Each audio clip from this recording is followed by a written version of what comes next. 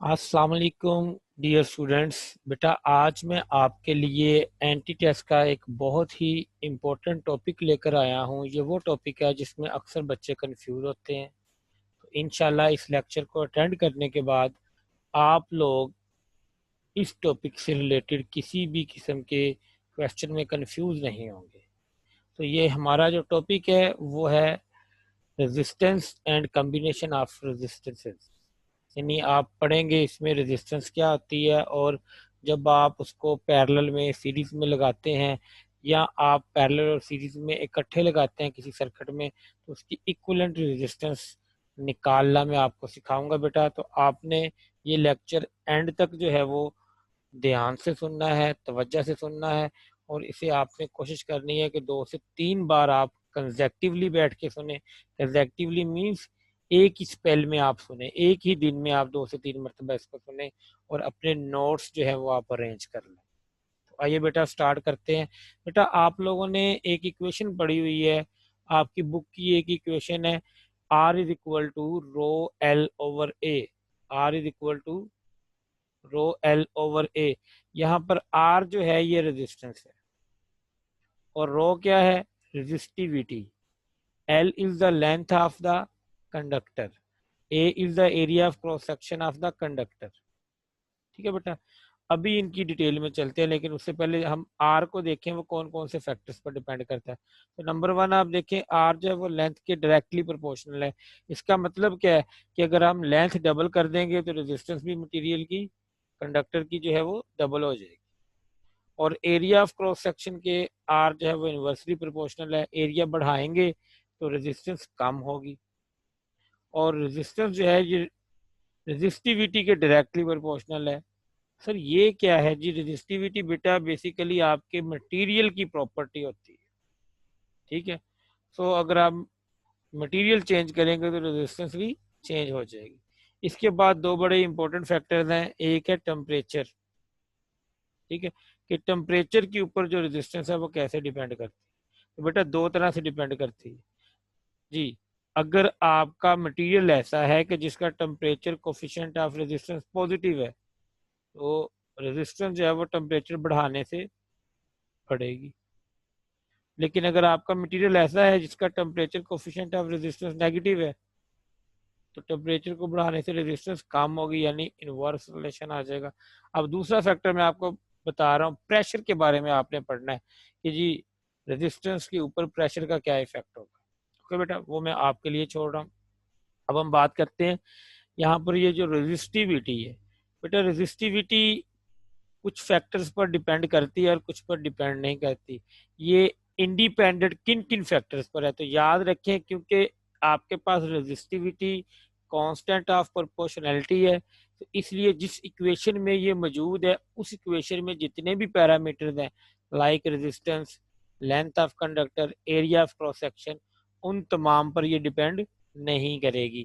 क्योंकि constant of proportionality जो होता है वो इक्वेशन में मौजूद, जिस इक्वेशन में वो खुद होता है उस इक्वेशन में मौजूद पैरामीटर्स पर डिपेंड नहीं करता। तो बेटा बताइए फिर जो रेजिस्टिविटी है ये किन किन पर इंडिपेंडेंट आ रही है? सर आर पर, और बेटा एल पर, और बेटा ए पर। आर रेजिस्टेंस है, एल लेंथ ऑफ कंडक्टर है, और A cross sectional area of the conductor है। बेटा ये डिपेंड किस किस पर करती है? तो नंबर वन, ये आपने माइंड में रख लेना, जो पैरामीटर्स इक्वेशन में मौजूद नहीं है। तो वो कौन से हैं जी? रेजिस्टिविटी डिपेंड करती है टेम्परेचर पर, और किस पर डिपेंड करती है? मटेरियल पर, क्योंकि ये मटेरियल की प्रॉपर्टी है। रेजिस्टिविटी चेंज करने का मतलब है कि या तो आपने टेम्परेचर चेंज कर दिया मटेरियल का, और या फिर आपने मटेरियल ही चेंज कर दिया। ठीक है बेटा, यहाँ तक पढ़ने के बाद अब हम पहले फैक्टर को देखेंगे जो आपने पहला पढ़ा है, लेंथ के साथ जो है वो रेजिस्टेंस का रिलेशन। बेटा आप फर्ज करें कि आप जो है वो किसी मटेरियल की लेंथ एन टाइम इंक्रीज कर देते हैं। ठीक है, अब ये एन टाइम आप जो लेंथ इंक्रीज कर रहे हैं आप दो तरीकों से कर सकते हैं। नंबर वन, कि आप के पास जो मटेरियल है आप उनको स्ट्रेच किए बगैर लेंथ डबल करें। वो सर कैसे करेंगे भी? आप जो है वो डबल लेंथ का एन टाइम लेंथ का टुकड़ा जो है वो कंसीडर कर लें। ठीक है, वायर का आप जो वायर है वो आप उसको स्ट्रेच नहीं करेंगे, जस्ट आप वायर में जो पीसीज है वो ऐड करते हुए आप लेंथ इंक्रीज करते हैं। और दूसरा तरीका क्या है कि आपके पास जो वायर है आप उसको स्ट्रेच करते हैं, खींच देते हैं, तो खींचते हुए आप उसकी रेजिस्टेंस जो है वो एन टाइम इंक्रीज, आप उसकी जो लेंथ है वो एन टाइम इंक्रीज करते हैं। तो बेटा जब आप विदाउट स्ट्रेचिंग करेंगे, विदाउट स्ट्रेचिंग लेंथ को इंक्रीज करते हैं n time of the original length, तो याद रखें उस वक्त आपकी रेजिस्टेंस भी जो है वो एन टाइम इंक्रीज कर जाती है। लेकिन जब आप स्ट्रेचिंग से करते हैं लेंथ को इंक्रीज, तो आपकी resistance n square time the previous resistance आएगी। पहली रेजिस्टेंस को आप किसके साथ मल्टीप्लाई करेंगे, एन स्क्वायर के साथ। ये प्रूव्ड फार्मूला है, इनके प्रूफ में आपको जाने की जरूरत नहीं। अगर इनके प्रूफ आप देखना चाहते हैं सो आप जो है वो करंट इलेक्ट्रिसिटी के ऊपर मेरा लेक्चर देखें जो मैंने आपको इससे पहले पढ़ाया था। ठीक है बेटा जी। सो अब अगर आप वायर को स्ट्रेच करते हैं तो जाहिर है आप उसकी लेंथ इंक्रीज कर रहे हैं तो उसका डायामीटर या उसका रेडियस जो है वो डिक्रीज हो रहा होगा। तो जब आप उसको स्ट्रेच करें तो अगर आपने उसका रेडियस जो है वो एन टाइम डिक्रीज कर दिया, यानी आर बाय एन कर दिया, या डायमीटर जो है वो डी बाय एन कर दिया, तो उसकी जो रेजिस्टेंस आएगी नहीं वो एन की पावर 4 इंटू आर आएगी। ये भी प्रूव्ड रिलेशन है, इसके प्रूफ के पीछे भागने की जरूरत नहीं है आपको, जस्ट आप इसको यूज करेंगे, याद रखेंगे इन चीजों को जस्ट। तो बेटा आइए हम आगे बढ़ते हैं।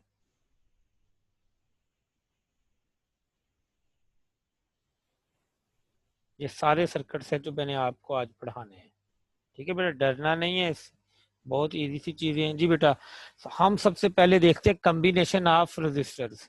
सो आप रजिस्टर्स को जो है वो सर्किट के अंदर दो तरीकों से लगा सकते हैं, सीरीज में और पैरेलल में। सीरीज में आपने जो पॉइंट याद रखना है वो ये है कि बेटा सीरीज में हमेशा करंट क्या होता है, सेम होता है। और पैरेलल में कौन सी चीज सेम होती है, बेटा वोल्टेज। याद रहेंगी आपको ये चीजें, सीरीज में करंट सेम है और पैरेलल में वोल्टेज सेम है। बेटा सीरीज में जो रेजिस्टेंस कैलकुलेट करने का फार्मूला वो आपके सामने मैंने लिख दिया, R equivalent is equal to sum of the resistances of the individual resistance. तमाम जो आपके पास रजिस्टर्स हैं उनकी इंडिविजुअल रेजिस्टेंसेस को आप जस्ट ऐड कर लें। R equivalent is equal to R one plus R two plus R three up to so on आ जाएगा आपके पास, क्योंकि आप इक्विवेलेंट रेजिस्टेंस इन रेजिस्टर्स की रेजिस्टेंस को ऐड करके निकाल रहे हैं। तो जो आपके पास इक्विवेलेंट रेजिस्टेंस है उसकी वैल्यू जो है वो इन तमाम इंडिविजुअल रेजिस्टेंस से ज्यादा आएगी, यानी सबसे मैक्सिमम आपके पास आंसर आएगा। यानी आर इक्विवेलेंट जो है वो इन तमाम के सम के बराबर है। आर इक्विवेलेंट की वैल्यू जो है वो इन तमाम रेजिस्टर्स की इंडिविजुअल रेजिस्टेंस से ज्यादा होगी। इसके बरक्स हम अगर हम पैरेलल में देखें तो पैरेलल में आप कैसे रेजिस्टेंस निकालते हैं, उनके रेसिप्रोकल्स के सम लेते हैं। और इसमें याद रखें कि जो इक्विवेलेंट रेजिस्टेंस होती है आपके पास वो सबसे छोटी रेजिस्टेंस से भी कम होती है, यानी उसकी वैल्यू मिनिमम आएगी। अगर आप रेजिस्टेंस को सीरीज में जोड़ते हैं तो इक्विवेलेंट रेजिस्टेंस मैक्सिमम हो जाती है, और अगर आप रेजिस्टेंस को पैरेलल में जोड़ते हैं तो मिनिमम आपके पास इक्विवेलेंट रेजिस्टेंस आती है। आइए हम देखते हैं कि अगर हमारे पास जो है वो आइडेंटिकल रेजिस्टेंस दी हो हमें एन, तो उसकी इक्विवेलेंट रेजिस्टेंस निकालने का क्या फार्मूला है। तो बेटा सीरीज में उसका फार्मूला है एन इंटू आर, यानी आप नंबर ऑफ रेजिस्टर्स को मल्टीप्लाई कर दें वैल्यू ऑफ रेजिस्टर्स के साथ। और पैरेलल में क्या formula, R divided by n हो जाएगा। ठीक है जी। देखें हम यहाँ पर एक प्रॉब्लम लेते हैं सीरीज के लिए। आपके पास ये दो रेजिस्टेंस लगी हुई हैं, 2 ओहम और 2 ओहम। तो ये इक्वल रेजिस्टेंस है ना, आइडेंटिकल है ना, तो रेजिस्टेंस की वैल्यू कितनी है, 2 है। ओके, और एन की वैल्यू कितनी है, नंबर ऑफ रेजिस्टर कितने लगे हुए हैं, 2 है। तो इसका आंसर क्या आएगा, 4 ओहम आपके पास आंसर आ जाएगा। सिंपली ऐड कर लें 2+2, फिर भी 4 आएगा आपके पास। ठीक है, तो ये आप नीचे वाला जो है वो एग्जांपल इसको देखें, इसमें हमारे पास 4 रजिस्टर लगे हुए हैं 2-2 ओम के। ठीक है, सो अब आप ऐड नहीं करने बैठ जाएंगे 2+2+2+2, ऐसे नहीं करेंगे, बल्कि आप ये शार्ट फार्मूला यूज करेंगे। आइडेंटिकल है तो रेजिस्टेंस की वैल्यू कितनी है जी, 2 है, और रेजिस्टर्स हैं कितने लगे हुए, 4। 4 इंटू 2 करें, आपके पास आंसर क्या है, 8 आंसर आ जाएगा। 8 ओम आपके पास इक्विवेलेंट रेजिस्टेंस आ गई। लेकिन यहाँ पर देखें, यहाँ पर आपके पास आइडेंटिकल रेजिस्टेंस नहीं लगी है, ये 2 ओम है, 12 ओम है और 10 ओम है। इनको आप सिंपली ऐड करेंगे, 2+12+10, तो ये आपके पास 24, और यूनिट में साथ लिख रहा हूँ ओम, 24 ओम आपके पास आंसर आ जाएगा। ठीक है, फिर बेटा आप देखें एक और फार्मूला पैरेलल में आपको बता रहा हूँ कि अगर दो रेजिस्टेंस आपको दी हो तो आप पैरेलल में जो है उसका शॉर्ट वे से कैसे आंसर निकालते हैं, आप दोनों के प्रोडक्ट को दोनों के सम पे डिवाइड कर दें तो इक्विवेलेंट रेजिस्टेंस आ जाएगी। यानी आप ये फार्मूला यूज करेंगे प्रोडक्ट ओवर सम वाला। लाइक हमारे पास ये रेजिस्टेंस पैरेलल में लगी हुई है 2 ओम और 2 ओम, तो बेटा ये आइडेंटिकल है, तो क्या करेंगे R/N, R कितना है 2 है, और रेजिस्टेंस है कितनी, वो भी 2 है, तो 2/2 करेंगे तो आंसर क्या आ जाएगा, 1 आ जाएगा।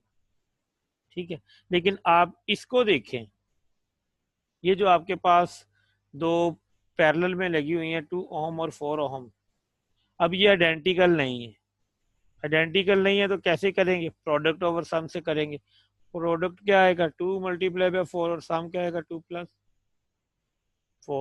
तो बेटा इसको सॉल्व करने का तरीका आपके पास ये है, 2 × 4 क्या आ गया 8, और 2+4 6, यानी 4/3 ओम आपके पास इसका आंसर आ जाएगा।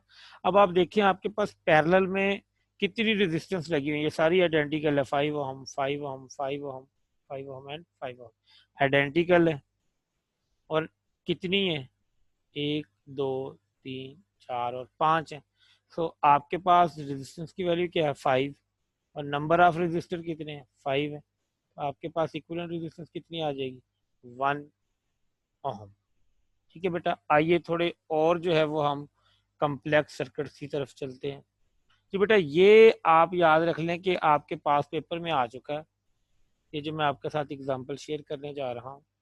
ठीक है, ये 3 रजिस्टर्स हैं R1 R2 R3, इसकी इक्विवेलेंट रेजिस्टेंस कैसे निकलेगी अगर मैं आपको कोई भी वैल्यूज दे दूं। तो बेटा आप देखें ये ए और बी टर्मिनल्स के दरमियान पैरेलल में है या सीरीज में है, तो हमें कैसे पता चलेगा ये पैरेलल में है या सीरीज में। तो बेटा हमें पता चलेगा कि करंट का पाथ एक है या एक से ज्यादा है। अगर करंट सेम रहे पूरे सर्किट में तो वो सीरीज है, अगर करंट डिवाइड हो रहा है तो वो पैरेलल है। तो आइए देखते हैं कि ये सीरीज है या पैरेलल है। जी पॉइंट ए से अगर करंट एंटर हो तो वो इसी डायरेक्शन में फ्लो करता जाएगा।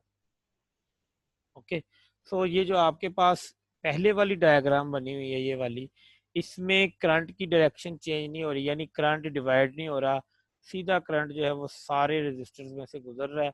सो ये तमाम क्या है सीरीज में, ऑल आर इन सीरीज। आपको इनकी जो भी वैल्यूज दी हैं उनको जस्ट आप ऐड कर लें तो इक्विवेलेंट रेजिस्टेंस आ जाएगी। लेकिन यहाँ पर जो सेकंड एग्जांपल है इसको देखें, अगर करंट इधर से आता है तो इस पॉइंट पर पहुंच के करंट के पास दो रास्ते हो जाएंगे, यहाँ करंट डिवाइड हो रहा है, इसका मतलब है कि ये पैरेलल आ गया कॉम्बिनेशन। कौन कौन पैरेलल है जी, आप देखिए ये वायर किस किस के दरमियान है, R1 और R2 के दरमियान है, तो हम कहेंगे R1 और R2 पैरेलल में। ठीक है, ये करंट जो इधर से डिवाइड हुआ है, कुछ करंट इधर से पास होके आ गया और ये ऊपर वाला करंट इधर से आया। अब इधर पहुंचने के बाद इसके ये और ये करंट दोनों आपस में मिल जाएंगे, ऐड हो जाएंगे और करंट का रास्ता फिर एक हो जाएगा। इसका मतलब है कि जो R3 है वो इन दोनों के साथ सीरीज में है, R1 और 2 क्या है पैरेलल में है, लेकिन R3 इनके साथ सीरीज में है। याद रहेगा बेटा। अब हम इससे नेक्स्ट एग्जांपल देखते हैं। ये आप देखें आपके पास अगर करंट इधर से एंटर होता है, ठीक है, तो करंट जब एंटर होगा तो उसके पास दो रास्ते हो गए, यानी करंट डिवाइड हो रहा है तो पैरेलल में है। कौन कौन? जिनके दरमियान ये वायर है। किनके दरमियान ये वायर है? R1 और R2 के दरमियान। इसका मतलब है कि R1 और R2 क्या है जी? वो पैरेलल में है। आगे बढ़ते हैं। ये जो करंट ऊपर जा रहा है ये इधर से आएगा, इसको बाद में देखते हैं। यहाँ पे इकट्ठा होके क्या करते हैं जी, ये जो करंट इधर से नीचे से जा रहा है इसमें से गुजरने के बाद जब यहाँ आएगा, इसके बाद फिर दो रास्ते हो जाएंगे, फिर डिवाइड हो जाएगा। कुछ इधर चला जाएगा और कुछ इधर चला जाएगा। अच्छा, यहाँ पर फिर हमें पता चल रहा है कि ये पैरेलल में है। भी कौन कौन पैरेलल में है? तो वायर देखें किस किस के दरमियान है। ठीक है, तो आपके पास ये वायर तो इस वक्त जो है मुझे नज़र आ रही है कि ये R1 के साथ भी है, R2 के साथ भी है, और यही वायर R3 के साथ भी है। इसका मतलब है R1, R2 और R3 तीनों पैरेलल में है। ये पॉइंट मुझे बता रहा है। और ये पॉइंट क्या बताता है बेटा? यहाँ पर R2 वाला करंट आ गया, ये करंट आपके पास जो इस रास्ते से जाएगा वो आ गया। ठीक है, और कुछ मेरे पास यहाँ पे इकट्ठा होने के बाद ये इस तरफ चल पड़ेगा। तो यहाँ पर आप देखें, अगेन आपको नज़र आ रहा है कि जो ये पॉइंट है, ये वाला पॉइंट आपने जो लिया है, ये वाला पॉइंट R1 और 2 को जो है वो पैरेलल में शो कर रहा है, जबकि ये वाला पॉइंट जो है R1 और 3 को कर रहा है। और अगर आप ओवरऑल देखें तो ये सारे क्या हैं? पैरेलल में। All are in parallel. जी बेटा, ये बताएं, तीन रेजिस्टेंस लगी हुई हैं R1, R2, R3, ये सीरीज में या पैरेलल में? तो करंट की डायरेक्शन देख लेते हैं। करंट इधर से एंटर होता है अगर, तो उसका वो डिवाइड हो रहा है कहीं पर? नहीं सर, डिवाइड तो नहीं हुआ। तो अगर डिवाइड नहीं हुआ तो ये सीरीज है। सीरीज कॉम्बिनेशन में कैसे रेजिस्टेंस निकालेंगे? इनकी रेजिस्टेंस को आप आपस में ऐड कर लें तो आपके पास इक्विवेलेंट रेजिस्टेंस निकल आएगी। ठीक है बेटा, आगे चलते हैं जी। ये हमारे पास एक सर्किट है बेटा, आप देखें कि इसमें रेजिस्टेंस है R1, R2 और R3 लगी है। ए और बी के दरमियान रेजिस्टेंस बताएं कितनी है? बेटा अगर करंट इधर से आता है, इधर R1 रेजिस्टेंस है और इधर जस्ट वायर है, तो वायर का मतलब जीरो रेजिस्टेंस हम ले लेते हैं, तो करंट किस तरफ चला जाएगा? सारा इस तरफ चला जाएगा, इसको बाईपास कर देगा, इधर जाएगा ही नहीं। ठीक है, तो करंट जो है वो इधर से इधर आ जाएगा। ए से बी तक आते हुए करंट को किसी रेजिस्टेंस का सामना हुआ नहीं, हम कहेंगे जीरो ओम। ए और सी के दरमियान बताएं, ए और सी के दरमियान, तो ये वाली तो जीरो हो गई है, इन दोनों को ऐड कर देंगे आप, R2 प्लस R3, आपकी रेजिस्टेंस आ जाएगी। बी और सी के दरमियान बताएं, तो ये तो पहले ही जीरो है, फिर भी क्या आ जाएगी? R2 प्लस R3 आ जाएगी। बेटा यहाँ पर एक इम्पोर्टेंट पॉइंट नोट कर लें कि अगर आपके पास n नंबर ऑफ रजिस्टर्स हों तो उनके टोटल कम्बिनेशन कितने बन सकते हैं? कम्बिनेशन n+1 बन सकते हैं। यहाँ पे कैपिटल N क्या है? नंबर ऑफ मैक्सिमम कम्बिनेशन, और स्मॉल n क्या है? Number of resistors. तो अगर आपके पास 10 रजिस्टर्स दिए हुए हैं तो आप उनके कितने कम्बिनेशन बना सकते हैं? 10+1 यानी 11 कम्बिनेशन आ जाए। अब हम पढ़ने लगे हैं जहाँ पर हमारे पास पैरेलल और सीरीज इकट्ठे आ जाए। तो पहली एग्जांपल देखिए, मेरे पास जो पहली एग्जांपल मैंने आपके लिए लिखी हुई है, इसमें आप देखें कि करंट अगर इधर से एंटर होता है, ठीक है, तो R1 में से गुजरने के बाद यहाँ पर जब पहुंचेगा तो करंट दो रास्तों पे जाएगा, यानी करंट डिवाइड हो रहा है। इसका मतलब है कि R2 और R3 क्या है? पैरेलल में है, और R1 इनके साथ क्या है? सीरीज में। तो आप कैसे निकालेंगे? R1 प्लस, दो रजिस्टर है तो प्रोडक्ट ओवर सम कर दें। ठीक है, तो आपका फार्मूला इक्विवेलेंट रेजिस्टेंस का क्या बन जाएगा? R1 plus R2 into R3 divided by R2 plus R3। उम्मीद है इसकी समझ आई होगी। आगे बढ़ते हैं बेटा। आप देखें ये हमारे पास ए और बी पॉइंट के दरमियान हमने 6 रजिस्टर लगा दिए। ऊपर वाले तीन आप देखें, अगर मैं यहाँ से करंट ऐड करता हूँ, एंटर करता हूँ, इस पॉइंट पे पहुंचने के बाद करंट के दो रास्ते हो जाते हैं, ये हमें पता चल गया। ओके, इसका मतलब है कि ऊपर वाला हिस्सा जितना भी है वो नीचे वाले हिस्से के साथ पैरेलल में होगा। ये चीज़ क्लियर होगी हमें, ठीक है। अगर हमें ये क्लियर होगी तो हम देखिए ऊपर वाले आपस में क्या है, यहाँ करंट एंटर हुआ तो आप देखिए वो सीधे ही गुजरता जा रहा है, दोबारा डिवाइड नहीं हुआ। तो ये तीनों क्या है, आपस में सीरीज में है। और इधर जो करंट एंटर होगा वो सीधा गुजर जाएगा यहाँ से, तो यहाँ पर भी ये तीनों क्या है, सीरीज में है। तो आप इन तीनों को ऐड कर लें, ठीक है, R1 R2 और R3 को ऐड कर लें, एक रेजिस्टेंस बना लें इनकी, और इन तीनों को ऐड कर लें, इनकी एक बना लें। अब ये जो आपके पास R1 plus R2 plus R3 आएगा और R4 प्लस R5 और R6 आएगा, ये आपस में क्या है, पैरेलल है।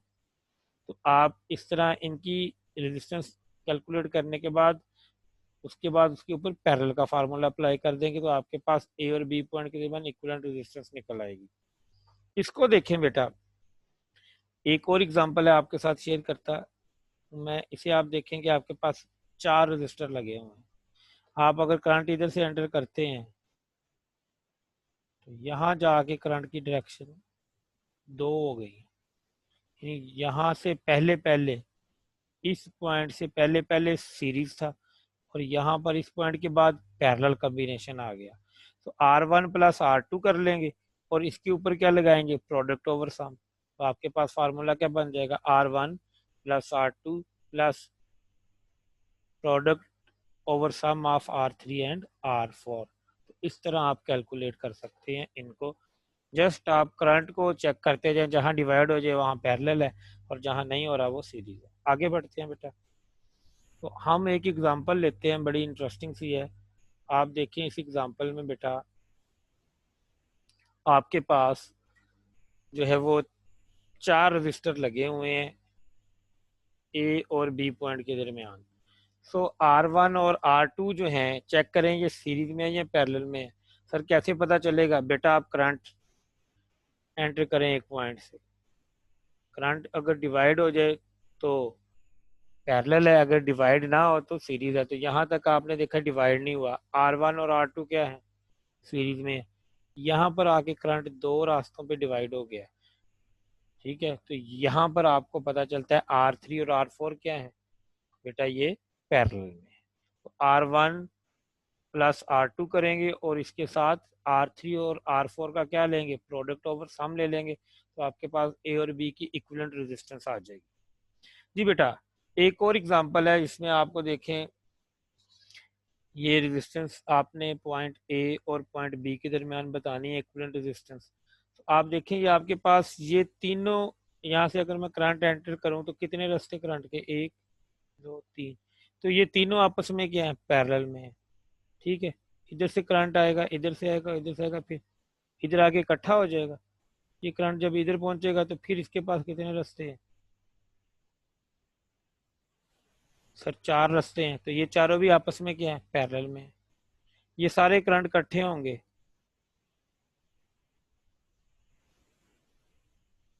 ठीक है, और इकट्ठे होके कहाँ पहुंचेंगे, इस पॉइंट पर। इधर से फिर ये डिवाइड हो रहा है, कुछ इधर जा रहा है, कुछ इधर जा रहा है, कुछ इधर जा रहा है, इधर जा रहा है, इधर जा रहा है। तो ये सारी भी आपस में क्या है, पैरेलल में। तो याद रखें ये सारे पैरेलल में, इनके आप पैरेलल के मेथड से एक रेजिस्टेंस बना लें, ये भी पैरेलल में है, इनका भी पैरेलल जो है वो कॉम्बिनेशन अप्लाई करके एक रेजिस्टेंस निकाल लें, और फिर इनके ऊपर भी पैरेलल का फार्मूला अप्लाई करके एक रेजिस्टेंस बना लें। अब ये जो 3 रेजिस्टेंस आपके पास आई होंगी ये आपस में क्या हो जाएंगी, सीरीज में हो जाएंगी, ठीक है। यानी इनकी जो इक्विवेलेंट रेजिस्टेंस है 3 की, वो इन चारों की रेजिस्टेंस के साथ क्या हो जाएगी, सीरीज में। और इन पांचों की भी इनके साथ क्या हो जाएगी बेटा, वो भी इनके साथ सीरीज में हो जाएगी। आप अब जस्ट सिंपली इनको ऐड करें और रेजिस्टेंस की वैल्यू निकाल लें। ओके बेटा, अब हम बात करते हैं कि आपको अगर इस तरह का सर्किट दे दिया गया है, आप देखें कि यहाँ पर हमारे पास 5 ओहम, 3 ओहम, 2 ओहम, 4 ओहम और 3 ओहम की रेजिस्टेंस लगी हुई हैं। पॉइंट ए और बी के दरमियान आपने रेजिस्टेंस बतानी है, तो कैसे बताएंगे बेटा, आप किसी एक पॉइंट से करंट को एंटर कर दें। मैं ए से कर रहा हूँ, ए से जब करंट एंटर होता है और इस पॉइंट पर पहुंचता है तो वो 2 रास्तों में डिवाइड होता है। इसका मतलब है कि इस पॉइंट से ऊपर वाला हिस्सा और इस पॉइंट से नीचे वाला हिस्सा, यानी ये वाला हिस्सा और ये वाला हिस्सा आपस में क्या होंगे, सीरीज में होंगे या पैरेलल में होंगे। सर करंट डिवाइड हो रहा है तो पैरेलल में होंगे। ओके बेटा, तो ये पैरेलल में है। कौन कौन, ये इस पॉइंट से ऊपर वाला और इस पॉइंट से नीचे वाला, यानी ये वाला और ये वाला आपस में क्या है, पैरेलल में। अब इसका करंट देखें कहीं जाके डिवाइड होता है, तो ये तो डिवाइड नहीं हुआ। इसका मतलब है कि R4 और R2 आपस में क्या है, ये सीरीज में है।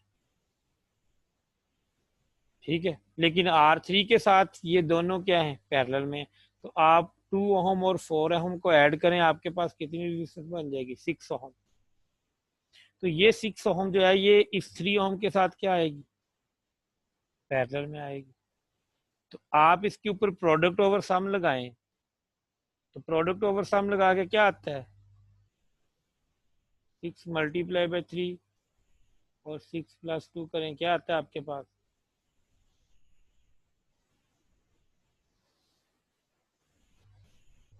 जी बेटा ये आपके पास 4 पॉइंट समथिंग आ रहा है, 4.5 कह लें। ये आपके पास 4 नहीं बेटा, प्रोडक्ट आपके पास कितना आ रहा है, 6 × 3 18, और सम कितना आ रहा है इन दोनों का, 6 + 8। तो आप अगर ऐड करते हैं तो 18/8 क्या आएगा, 2 प्लस समथिंग आएगा। उसका रूल कैसे मुझे याद आया, मैं 4.5 लिखने लगा था तो मुझे कैसे याद आया कि जिनको पैरेलल में आप लगाते हैं ना उनकी इक्विवेलेंट रेजिस्टेंस स्मॉलेस्ट से भी कम आती है। तो स्मॉलेस्ट 3 है इन दोनों में, इन 6 और 3 में कौन सा स्मॉलर है, 3। ठीक है, तो 3 से भी कम आना चाहिए। ठीक है, इसलिए 4.5 लिखते हुए मुझे याद आ गया कि ये तो 3 से कम आना चाहिए। ठीक है, 3 से कम इसको करें, ये आपके पास 18 को आप डिवाइड करेंगे, कितने पे डिवाइड करेंगे, 18 को 8 पे करेंगे, तो ये आपके पास 2 पॉइंट समथिंग आ रहा है। ठीक है बच्चे, 2 पॉइंट समथिंग आपके पास आ गया, 2 पॉइंट आप कह लें 2 आ गया, फॉर एग्जाम्पल, एग्जैक्ट नहीं लिखा मैंने। अब आप देखें कि ये सारे क्या हैं, सीरीज में। आप जस्ट अब इनको ऐड कर लें, ये आपके पास तकरीबन बन जाएगा 10.2 के करीब आंसर आ जाएगा आपके पास। और इस तरह के जो है वो सर्किट सॉल्व करते हैं, अपनी प्रैक्टिस को मज़ीद जो है वो ज़रा पुख्ता करने की कोशिश करते हैं। आइए देखते हैं। ये देखिए बेटा, मेरे पास अगर आपको इस तरह का सर्किट दे दिया जाए जैसे ये मैंने आपको बना के दिखाया हुआ, इसको कैसे सॉल्व करेंगे। ये आपके पास पॉइंट ए और ये पॉइंट बी है, जिनके दरमियान आपने रेजिस्टेंस फाइंड करनी है, ये ए और बी। ठीक है, तो आप देखें, ए से ही पॉइंट एंटर करके देख लें, ए पॉइंट से करंट एंटर करके देख लें आप। तो आप देखें जब यहाँ से करंट एंटर होता है तो यहीं पर एक करंट का कुछ हिस्सा इधर जाएगा, कुछ इधर जाएगा। इसका मतलब है कि ये और ये आपस में क्या है, पैरेलल में है। ठीक, सर इधर भी तो जा रहा है, बेटा उसे भी चेक कर लेते हैं, आहिस्ता आहिस्ता एक एक करके इसको देखते हैं। अगर इधर जा रहा है तो डेफिनेटली फिर ये भी हम देख लेंगे लेटर ऑन क्या बनता है। लेकिन आप पहले इसको सिंप्लीफाई करें कि ये जो इधर जा रहा है 3 वाली रेजिस्टेंस में, ये इधर जाने के बाद 7 वाली में से सीधा गुजरेगा, तो ये दोनों क्या होंगी, सीरीज में। तो 3 और 7 को ऐड करेंगे तो क्या आएगा, 10 ओम, और एक 10 ओम की और लगी हुई है, और ये दोनों आपस में क्या है, यानी इन दोनों का सम, 3 और 7 का सम जो है कर लें, वो रेजिस्टेंस 10 ओम की रेजिस्टेंस के साथ पैरेलल में आएगी ना, तो वो मैंने ये देखिए नीचे सर्किट ड्रा कर दिया। अब ये दोनों किस में है, पैरेलल में है, तो प्रोडक्ट ओवर सम कर लें, आपके पास इनका प्रोडक्ट ओवर सम क्या आएगा, 5 आ जाएगा।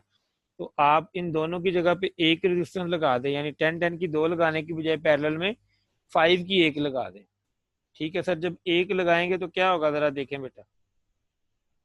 अब आप देखें कि ये तीनों क्या हो गई हैं, पैरेलल में है या सीरीज में, जरा देखें। सर पता नहीं चल रहा, ये देखें बेटा, इधर से करंट डिवाइड हो रहा है दो हिस्सों में।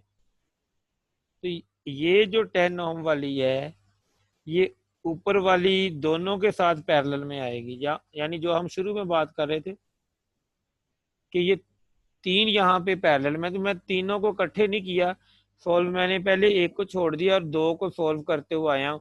अभी भी देख लें रिजल्ट वही है कि आप 5 और 5 की जो है ये सीरीज में है, इनको ऐड करें 10 हो जाएगी, और ये 10 वाली जो बनेगी वो इस 10 के साथ क्या आएगी, सीरीज में आएगी पैरेलल में आएगी। सर पैरेलल में आएगी, करंट डिवाइड हो रहा था। अब आपके पास ये पैरेलल में आ गई 10 और 10, और इसकी इक्विवेलेंट रेजिस्टेंस आपको पता है कितनी आ जाएगी, 5 ओम आंसर आ जाएगा हमारे पास। अच्छा, अगर इस तरह के आपको प्रॉब्लम्स आ जाएं, ये देखिए एक नई एग्जांपल मैंने आपके लिए डिज़ाइन की है ताकि आपकी प्रैक्टिस जो है वो अच्छी हो जाए और आप दोबारा कभी रेजिस्टेंस के सर्किट से ना घबराएं। ये ए और बी पॉइंट है, इनके दरमियान हमने रेजिस्टेंस कैलकुलेट करनी है और सर्किट आपको बना के दिया गया, ये आप सर्किट को देख लें। देखिए बेटा, ये बहुत आसान सा सर्किट है, इसको बड़ा सर्किट देख के आपने परेशान नहीं होना। देखिए ये दोनों किस में है, सर ये सीरीज में नजर आ रही है, ये दोनों ये भी सीरीज में है। 5 और 5 इनकी 10 कर दे, हो जाएगी बेटा? यस सर हो जाएगी। और ये जो 5 और 5 है इनकी भी एक बना ले, ये 10 की भी समझ आ गई। अब रहेगी बात इसकी, ये जो हमारे पास है, तो यहाँ से करंट एंटर करें ए से, ये आया करंट।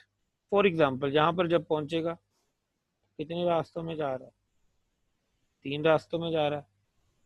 3 रास्तों में जा रहा है तो क्या करेंगे, पैरेलल का कॉम्बिनेशन लगाएंगे, ठीक है, पैरेलल वाला फार्मूला लगाएंगे, और सारी रेजिस्टेंसेस जो हैं वो 30-30 हैं, यानी आइडेंटिकल हैं। तो कैसे निकालेंगे, आर बाय एन से।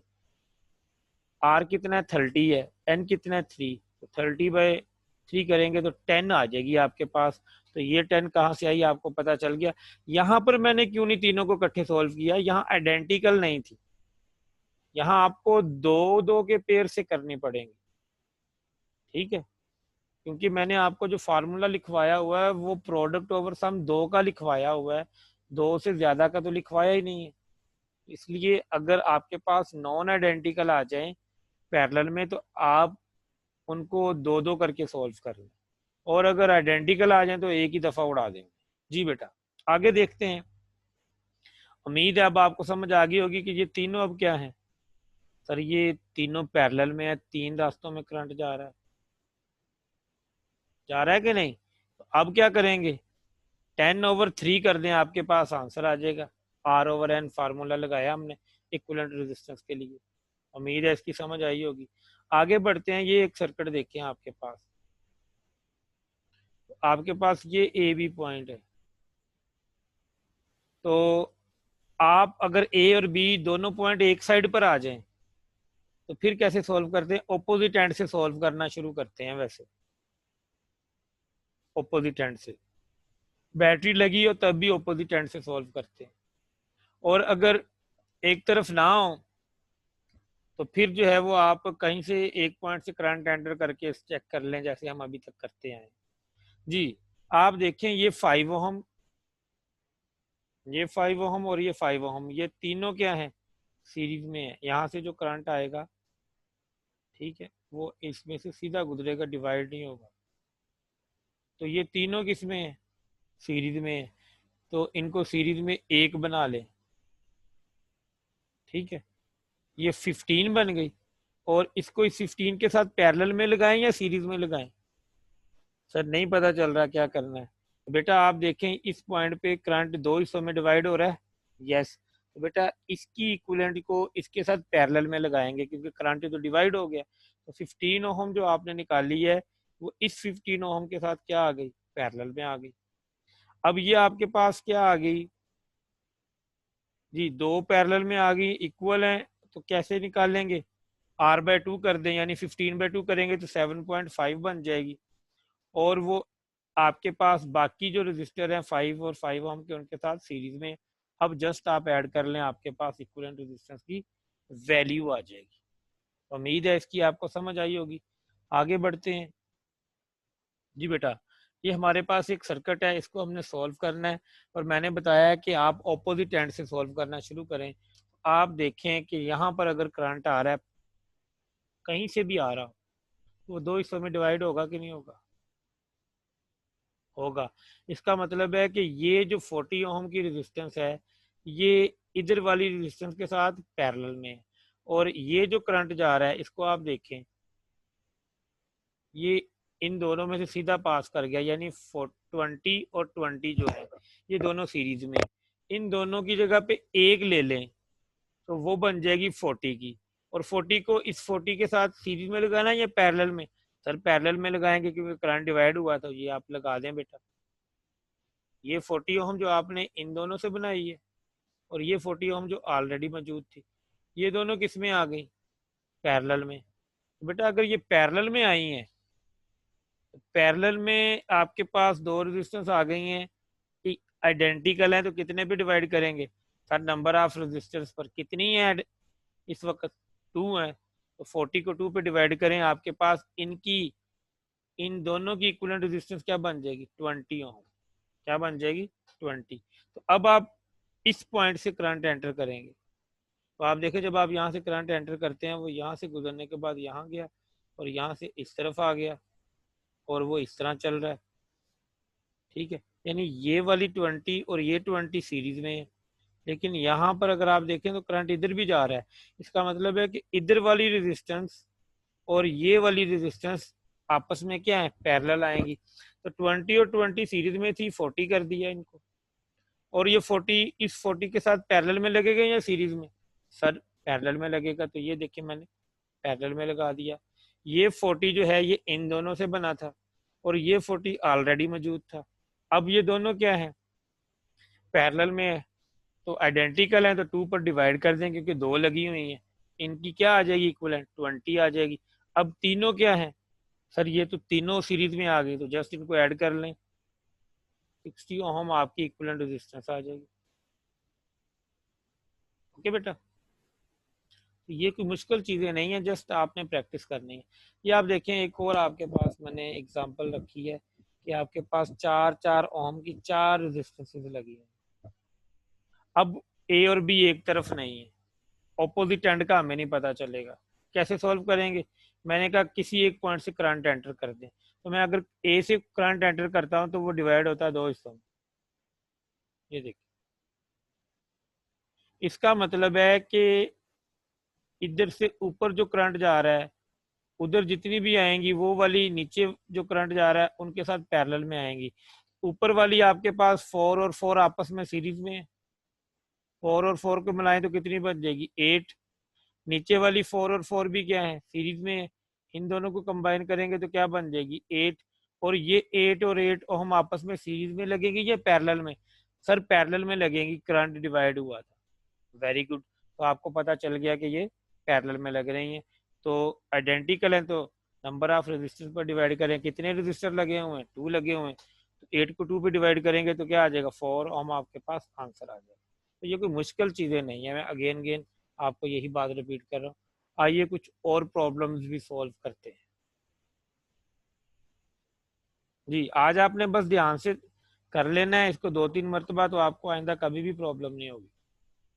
जी, तो ये मेरे पास एक एग्जाम्पल है जिसमें आप देखें कि ए और बी पॉइंट के दरमियान आपने क्या करना है? रेजिस्टेंस कैलकुलेट करनी है, और यहाँ पर हमारे पास 5 रेजिस्टेंस लगी है। तो आप देखें जब ए और B same point same side पर ना हो तो आप किसी एक से करंट एंटर कर ले, तो मैं ए से कर रहा हूँ, तो जब इस पॉइंट पे पहुंचेगा तो उसको 3 रास्ते मिलेंगे। इसका मतलब है ये वाली रेजिस्टेंस और ये वाली रेजिस्टेंस और ये तीसरी रेजिस्टेंस तीनों आपस में क्या है? पैरेलल में आएंगी, ठीक है। लेकिन मैंने आपको बताया अगर नॉन आइडेंटिकल हो तो क्या करेंगे? पहले हम उन्हें 2 2 के कम्बिनेशन में सॉल्व करेंगे। तो 3 और 3 6 हो गया, ये 6 ऑलरेडी मौजूद था, 3 और 6 ये भी 6 हो गया। तो अब ये तीनों क्या है? सर ये तीनों पैरेलल में है, तीन हिस्सों में करंट डिवाइड हुआ था। अच्छा, तो ये आइडेंटिकल है, तो नंबर ऑफ रजिस्टर पर डिवाइड कर दे। नंबर ऑफ रजिस्टर कितने हैं? सर 3 है, तो 6 को 3 पे डिवाइड करें 2 हम आपके पास आंसर आ जाएगा। बताइए इसमें क्या मुश्किल है कोई मुश्किल चीज़? जी, ये मैंने एक स्पेशल एग्जांपल ली है आप लोगों के लिए। वैसे ये आप याद रख लें कि अब एमडी कैट वगैरह का क्वेश्चन नहीं है, उसमें ये नहीं पूछा जाता व्हीटस्टोन ब्रिज लेकिन फिर भी आपको आइडिया हो जाएगा, थोड़ा सा मैं बता देता हूँ। ये देखें, ये व्हीटस्टोन ब्रिज है, ये आपके पास R1 है, ये R3 है, ये R2 है, ये R4 है, और ये गैल्वानोमीटर जो दरमियान में लगा होता है। तो देखिए, क्योंकि हमारे पास रेजिस्टेंस आइडेंटिकल है, आर आर आर आर ली हुई है, तो अगर आपके पास आइडेंटिकल है तो क्या होगा, R1 और R3 की रेशो बराबर आएगी R2 और R4 की रेशो के। R1 और R3 की रेशो किसके बराबर आएगी, R2 और R4 की रेशो के। तो अगर कभी ऐसे हो जाए कि व्हीटस्टोन ब्रिज में आइडेंटिकल रेजिस्टेंस लगी हो या आइडेंटिकल ना भी हो, क्या हो कि R1 और R3 की रेशो बराबर आए R2 और R3 की रेशो के, तो आपकी इक्विवेलेंट जो रेजिस्टेंस है वो क्या आ जाएगी, व्हीटस्टोन ब्रिज की, वो आर आ जाएगी। क्या आ जाएगी, आर आ जाएगी। तो ऊपर वाला आपका जो पूरा सर्किट है, इस सारे की क्या आ गई, आर, और ये क्या है, आर। आप इस पॉइंट से करंट एंटर करें ना जरा, तो इधर वाले सारे की रेजिस्टेंस आर है, इधर वाले की भी आर है, लेकिन ये दोनों आर आपस में कैसे लगे हुए हैं, पैरेलल में, करंट डिवाइड हुआ है ना। आप इक्विवेलेंट कैसे निकालेंगे, नंबर ऑफ रजिस्टर पर डिवाइड करें, तो टोटल कितनी रह गई, दो है, एक ये वाली और एक ये वाली, इन सब की हमने एक बना ली थी ना, ये ऊपर वाली। R/2 आपके पास आंसर आ जाएगा जी। एक और बड़ी इंटरेस्टिंग सी एग्जांपल है, वो आपके साथ शेयर करता हूँ। ये आपके पास पॉइंट ए और बी के दरमियान आपने कुछ रजिस्टर लगा दिए हैं, ठीक है, और हर एक की वैल्यू जो है वो तकरीबन 6 है, 6 ओम एक के ऊपर लिखा हुआ है, तो इसका मतलब है बाकियों पे नहीं लिखा, तो आर आर लिखा हुआ है, इट मीन्स कि R 6 ओम है, सबकी वैल्यू क्या है, 6 ओम। हम अगर यहाँ से करंट को एंटर करते, यहाँ जाके वो डिवाइड हो गया, इसका मतलब इधर वाली और इधर वाली पैरेलल हो जाएगी, आगे चलते, आगे जाके फिर ये डिवाइड हो गया, इसका मतलब है ये वाली और ये वाली क्या है, पैरेलल में। ये आपके पास 6 ओम और ये 6 ओम आपस में पैरेलल में है, इनको सॉल्व करेंगे तो दोनों की जगह पे क्या लिख देंगे, सर 3 लिख देंगे। अब ये जो 3 ओम है वो इस 6 के साथ क्या है, सर इसके साथ वो सीरीज में आ जाएगा, ठीक है। इन दोनों को इकट्ठे लिखूं तो क्या लिखूंगा मैं जी, 6 और 3 को कंबाइन लिखूं तो क्या लिखूंगा मैं, 6 और 3 की जगह पे क्या बन जाएगा, ये 9, इस 3 और इस 6 को ऐड किया तो 9 बन गया, ऊपर वाली 6 ये आ गई। अब ये आपस में क्या है, पैरेलल में है, तो प्रोडक्ट ओवर सम लगेगा, ठीक है। तो 6 और 9 पे प्रोडक्ट ओवर सम लगाएं तो आंसर तकरीबन 3.6 आता है, और ये इसके साथ 6 के साथ क्या है, सर सीरीज में है। अब जस्ट इनको ऐड कर लें, कर लेंगे ना बच्चों, परेशान नहीं होना। आज आपकी इतनी प्रैक्टिस हो जाएगी कि आप इन क्वेश्चंस को, रेजिस्टेंस के क्वेश्चंस को बड़े आराम से सॉल्व किया करेंगे। जस्ट आपने 2 से 3 मरतबा लेक्चर सुनना है, अपने नोट्स बनाने, ठीक है बेटा। आगे हम बात करते हैं जी। बाद का ऐसे आ जाता है कि आपको सर्कल से रिलेटेड रेजिस्टेंस के प्रॉब्लम आते हैं, ठीक है। लाइक आपको कहा जाता है कि जी रेजिस्टेंस जो है वो आपको पता है कि लेंथ के प्रोपोर्शनल, ठीक है। तो अगर मैं, एक मेरे पास वायर है जिसकी लेंथ L है, अगर मैं उस वायर को सर्कल में जो है वो कन्वर्ट कर दूं, तो बताइए, जब आप सर्कल बना देंगे तो सर्कल के जो डायामीटर के पॉइंट्स हैं वहां पर इक्विवेलेंट रेजिस्टेंस क्या आएगी। तो बेटा आप देखें, आप जानते हैं कि रेजिस्टेंस जो है वो लेंथ के प्रोपोर्शनल है। जब आपने सर्कल बनाया तो हाफ लेंथ ऊपर चलेगी, यानी सेमी, ऊपर वाले सेमी सर्कल में कितनी लेंथ गई है, हाफ, और हाफ नीचे वाले में आ गई। इसका मतलब है कि अगर टोटल रेजिस्टेंस R थी, तो ये जो आपका ऊपर वाला सेमी सर्कल है, इसकी रेजिस्टेंस क्या बनी होगी, R/2। क्या बनी होगी, R/2। और जो आपका नीचे वाला सेमी सर्कल है, इसकी बेटा रेजिस्टेंस क्या बनी होगी, और इसकी भी R/2। आप देखें कि इस पॉइंट को ले लें, करंट यहाँ से एंटर करें, ठीक है, करंट यहाँ पे दो रास्तों में डिवाइड होता नजर आ रहा है। इसका मतलब है कि ये R/2 और ये R/2 आपस में क्या है, पैरेलल में लगी हुई है। कितनी रेजिस्टेंस लगी हुई है, 2, और रेजिस्टेंस की वैल्यू कितनी है, R/2। तो R/2 को 2 पे डिवाइड कर दें, आपके पास क्या आ जाएगा, R/4। तो आइंदा याद रखें, आपको जितनी भी रेजिस्टेंस दी जाए, अगर वो कहता है कि एक वायर की रेजिस्टेंस जो है वो 400 ओहम है, कितनी है, 400 ओहम है, आप उसको सर्कल में कन्वर्ट कर दें और बताइए कि आपके पास जो डायमीटर है, डायमीटर के पॉइंट्स के दरमियान कितनी रेजिस्टेंस आती है, तो जस्ट आप 4 से डिवाइड कर दें, ये शॉर्ट फार्मूला बन गया आपका। 400 डिवाइडेड बाई 4, 100 आ जाएगा। अगर 40 थी तो 10 आ जाएगी, ठीक है बेटा। इस तरह से अगर 32 दे दें तो 32 को 4 पे डिवाइड करें, 8 आ जाएगी, उसका चौथा हिस्सा आ जाएगी। ओके बेटा। अच्छा, ये बड़ा मजे का क्वेश्चन, आप देखें कि आपको एक रेजिस्टेंस है 36 ओहम की, एक वायर है जिसकी रेजिस्टेंस है 36 ओहम, आप उसको एक सर्कल में कन्वर्ट करते हैं, तो बताइए ये जो उसके दो पॉइंट्स हैं ए और बी, ठीक है, जो कि जिनके दरमियान जो रेडियाई के दरमियान एंगल 30 बना नजर आ रहा है, बताइए ए और बी के दरमियान रेजिस्टेंस कितनी होगी। तो ऐसे प्रॉब्लम आपने इसी टेक्निक से सॉल्व करने हैं जो मैं आपको समझाने जा रहा हूँ। देखिए बेटा, सर्कल में कितने डिग्री होता है सर, 360 होता है। कितना होता है, 360 होता है। तो 360 डिग्री जो है वो 36 ओम के बराबर है। इस वक्त 36 दिया हुआ है, आपको जो भी दिया होता आप वो लिख लेते, 40 लिख लेते, 50 लिख लेते, n लिख लेते, x लिख लेते, लेकिन इस वक्त क्या लिखना है, 36 ओम। तो यहाँ से 1 डिग्री किसके इक्वल आ जाएगा बेटा, 360 को इधर ले जाके डिवाइड कर दे, तो 1 डिग्री क्या आ गया, 36/360, ठीक है। तो 1 डिग्री आपके पास इसके बराबर आ गया। अगर आप 30 डिग्री को चेक करना चाहते हैं कि वो कितने ओहम है, तो आप जस्ट इस फैक्टर के साथ क्या करेंगे, 30 को मल्टीप्लाई कर देंगे। तो 30 मल्टीप्लाई बाय दिस फैक्टर करें, आपके पास क्या आता है, 3 ओहम। यानी ये जो रेजिस्टेंस है ए और बी के दरमियान, ये 3 ओहम है। टोटल कितनी थी, 36। तो बाकी ये जो आपके पास पीस है इधर से लेके इधर तक, इसकी कितनी है, 33। बेटा अगर मैं यहाँ से करंट एंटर करता हूँ तो यहाँ पर करंट दो हिस्सों में डिवाइड होगा, कुछ इधर जाएगा कुछ इधर जाएगा।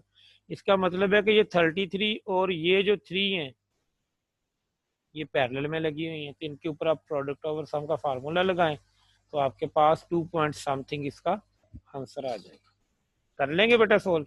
चले आगे बढ़ते हैं। ये देखें, आपके लिए एक और प्रॉब्लम डिजाइन किया, जरा इसको देखें और समझने की कोशिश करें, जरा अपना माइंड अप्लाई करें और इससे पहले पहले से सॉल्व करने की कोशिश करें। जी बेटा, यहाँ पर ए और बी एक साइड पे नहीं है, तो सर हम किसी एक पॉइंट से करंट एंटर कर लेंगे। बिल्कुल ठीक कहा आपने। आप देखें इस सर्किट को, तो मुझे बताएं कि ये जो पॉइंट है, ये इनके दरमियान में कोई रेजिस्टेंस आ रही है, नहीं सर, वायर ही है, तो ये सेम पॉइंट ही है। ये क्या है, एक ही पॉइंट है, ठीक है। और ये भी सिंगल पॉइंट है, ये तो है ही सिंगल।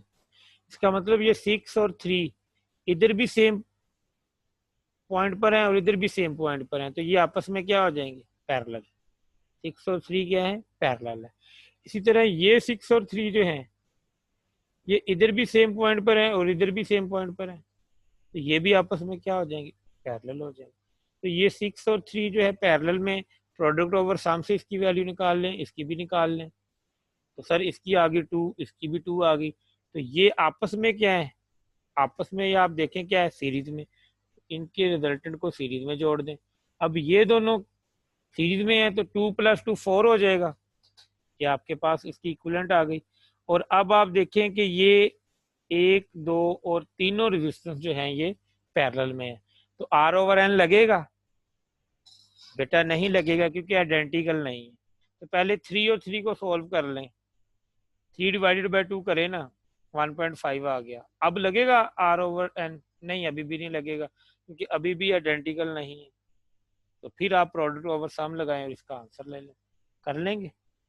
एक और बड़ा टेक्निकल और छोटा सा क्वेश्चन है। ये देखिए, आपके पास एक सर्कल है, सर्कल में 3 रजिस्टर लगे हुए हैं, ये 1, 2 और 3। तीनों की वैल्यू बराबर है। R1 बराबर है R2 के और R3 के बराबर है ये R2, और इनकी वैल्यू R है। बताइए कि ये जो सर्कल के अंदर पॉइंट है A और B, इनके दरमियान इक्विवेलेंट रेजिस्टेंस क्या होगी? बड़ा ही मजे का है, जरा सोचें, गौर करें। बेटा आप देखें, किसी एक पॉइंट से करंट एंटर करें। मैं शुरू से बताता आ रहा हूँ कि करंट किसी एक पॉइंट पॉइंट से आपने एंटर करना है। तो मैं बी से एंटर करता हूँ, ये करंट आया बी पॉइंट से। ये देखें, ये इधर भी जाएगा, इधर भी जाएगा और इधर भी जाएगा, तीनों रास्तों पे डिवाइड हो गया। इसका मतलब है कि R1, R2 और R3 पैरेलल में लगी हुई थी। तो R1, R2 और R3 जो है उनकी वैल्यू R है, आइडेंटिकल है, तो डिवाइडेड बाई 3 कर दे, आपके पास आंसर आ जाएगा ए और बी के दरमियान।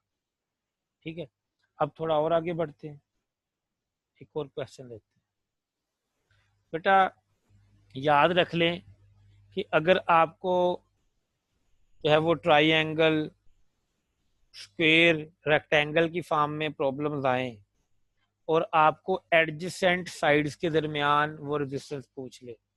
ट्राइंगल की बात करूं तो है ही एडजेसेंट, ये ले लें तो ये इसके साथ एडजेसेंट, अगर ये ले लें तो इसके साथ भी एडजेसेंट है, इसके साथ भी एडजेसेंट। सो याद रखें, मैं आपको एक शॉर्ट फार्मूला दे रहा हूं कि आपने कब अप्लाई करना है। नंबर 1, आपने क्लोज्ड पाथ पे इसको अप्लाई करना है, जैसे ट्राइंगल है, स्क्वायर है, रेक्टेंगल है। नंबर 2, आपकी रेजिस्टेंस जितनी भी लगी हो वो आइडेंटिकल हो,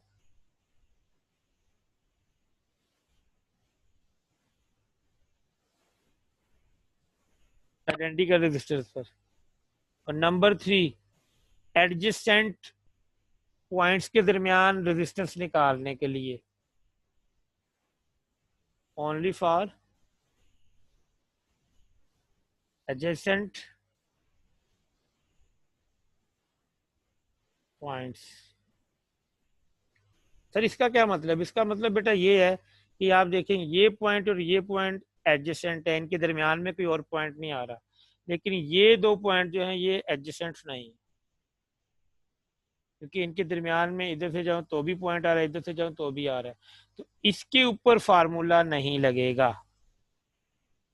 इसको आप सीरीज पैरेलल से ही सॉल्व करेंगे, लेकिन इसके ऊपर लग जाएगा। ठीक है, क्योंकि ये तीनों शर्तें पूरी कर रहा है, क्लोज्ड पाथ है, आइडेंटिकल रेजिस्टर्स हैं और एडजेसेंट पॉइंट्स हैं। फार्मूला क्या है? n-1/n। तो आपको कितनी रेजिस्टेंस दी हुई है? अगर ट्राइंगल देखूं तो आपके पास है 3, तो 3-1/3 कर देंगे।